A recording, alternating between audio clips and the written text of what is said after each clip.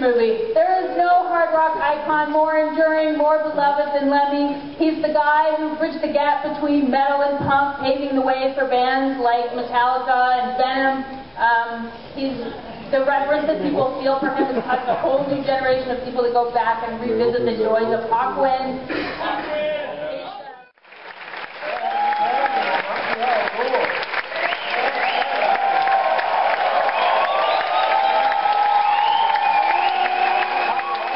With the daunting task of convincing Lemmy to be the subject of your film.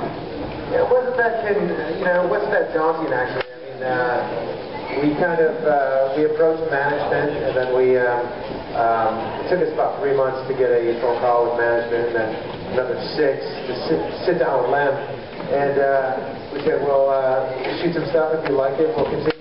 And, was it a cold call? Was it like you didn't know anybody and you're just calling them, or did you have some kind of a connection? Yeah, it was kind of a cold call. You know, I knew somebody who knew Motorhead's manager, and that was it. You know, in terms of getting the people involved in the film, so it was really easy. Like Dave Grohl said yes immediately. You know, it's like we reached out to him on a Friday to interview him on a Monday, and he said yes, no problem. And you know, Metallica said yes right away. It just took like a year to do it. But then I had to beg people like Stacia from Hawkwind and Captain Sensible, who said that his mind was fried from brains and stuff. I mean brains. His brain. Yeah. And how did your own love affair with Lemmy start? Well, I gotta be honest, man. When I was young, I thought Motorhead was too ferocious for me. Like I thought they were too heavy when I first heard them, you know. And it took me a little while to warm up. Obviously, I love these.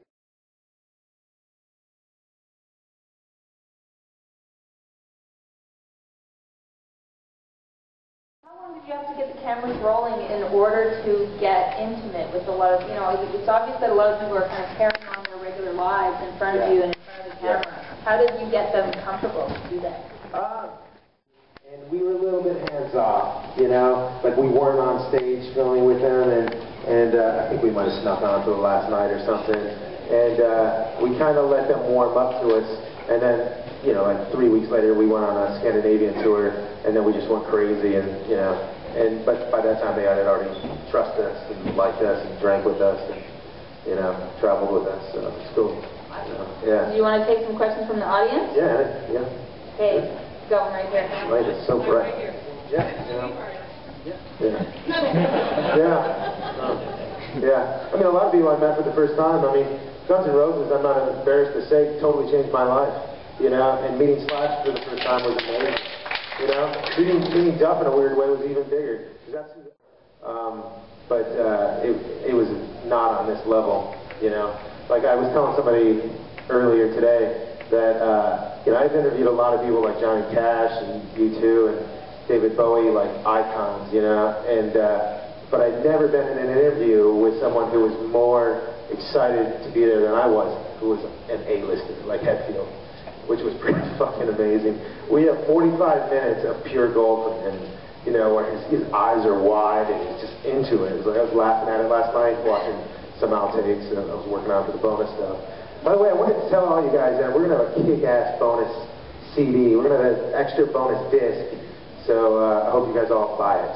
You know, we're working on a soundtrack, you know, like, I don't know if that last song in the movie, Before Overkill, is an unreleased solo song. You're some of the only people to have ever heard it, and I think it's one of the best things he's ever done. He agrees, you know.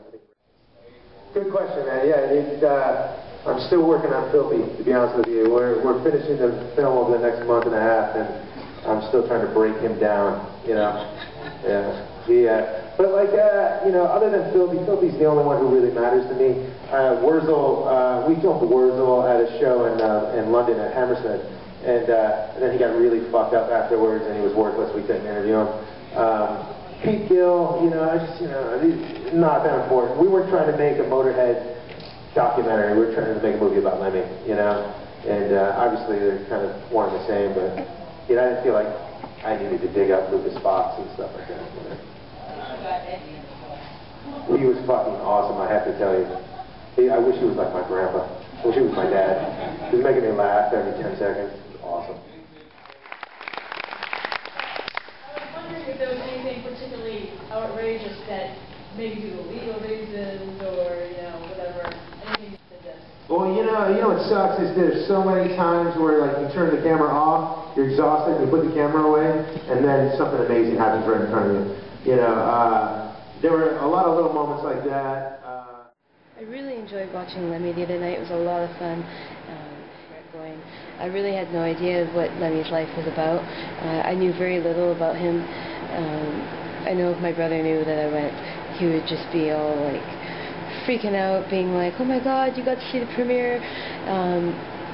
Something that was really interesting about Lemmy is I didn't expect him to have such a diverse background. Anyway, I'm not going to say too much because you need to go see it. So.